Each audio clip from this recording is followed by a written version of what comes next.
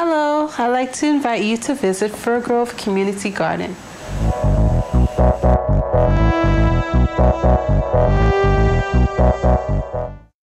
Hello, I'm Judy Wallace. I'm Firgrove's tenant rep for Toronto Community Housing. Our garden is located in the community of Firgrove. The closest directions I can give to you is to enter through Firgrove Crescent South, which is closest to Eddystone, and follow the pathway into the garden. The Firgrove Community Garden started in 2009. The planning process started then, where we started building our fence for our garden, and we worked with African Food Basket. This spring we started planting our vegetables with the community members. We also have a community space for the food bank and for the St. Albans Boys and Girls Club at our garden.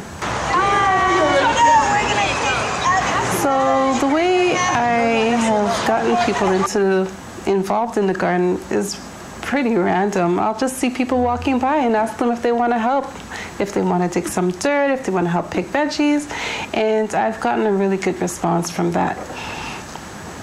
I'm going to eat my zucchini and my first pepper and my first zucchini. All right, thank you. Seems that way that one is. Maybe it's laying down.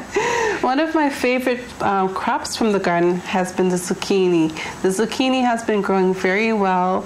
It's been growing very large, and we've received a lot of zucchini from the garden. The residents are very excited about the zucchini, and they've wanted so many zucchinis from the garden.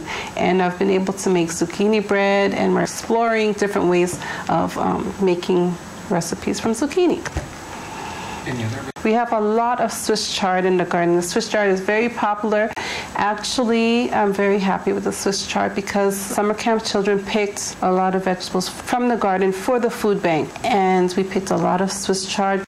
One of the most interesting vegetables in our garden is called bitter melon. And one of the things that's interesting about bitter melon is that it has many different names. Bitter melon has the name Carila from the West Indies, and it also has the name Sirasi for the leaves that you could boil to make tea. Another way you could prepare the Carila is by cutting it up and soaking it in salt to remove all the moisture, and then frying it up with onions and garlic and spices. Some of the agencies that support Firgrove Community Garden are Jane-Finch Community Ministry, St. Albans Boys and Girls Club, Toronto Community Housing, the African Food Basket, and Green Change.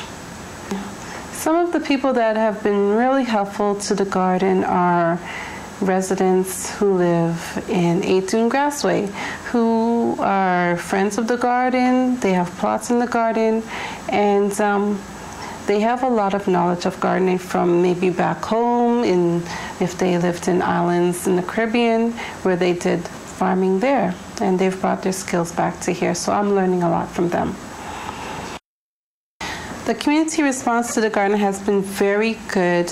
Passers-by have commented on what a wonderful use of space it was, how beautiful the garden was, and encouraged us to keep going and continue the garden. The children have been very interested in the garden, and if they ever stop to inquire, I try to incorporate into what I'm doing that day, either picking veggies or picking weeds or washing tools, and they're very happy to help. For the future of the garden, I'd like to look into adding an additional gardening space and an additional garden plot in another part of Firgrove, getting more people involved, and incorporating the summer camp and women's groups and other groups in the community into the garden. Twist turn. Yeah. Wow. Good. Wow. So strong. Yes. So strong. Okay, I have. Put it now. More. They are so cute. Easy to come out. More. Pull it. Those guys. Daddy to the rescue. Wow. Daddy, let me take a picture. Wait. Daddy, show me your face. Look up, say hi. Say Butterfly, look. Look over there. Butterfly, let me see you.